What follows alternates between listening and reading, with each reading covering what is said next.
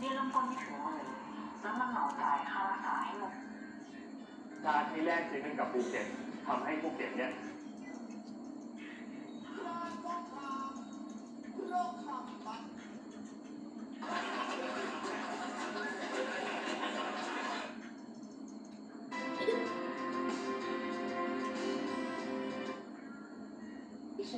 colorful canyons, and all kinds of otherworldly landscapes formed millennia.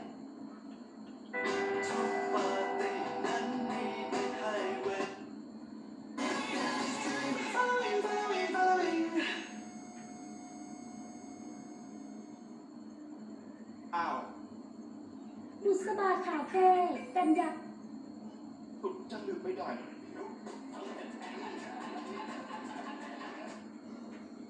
เล็กซ์พันเตอร์เจ้าของและผู้ดำเนินการโอเคต้าแคมป์สตาร์ แสงแดด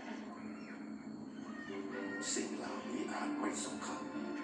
หากคุณได้สัมผัสเทคโนโลยีที่มาพร้อมกับเนื้อหา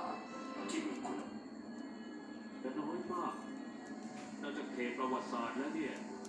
ลานเสียหายอย่างมากเลย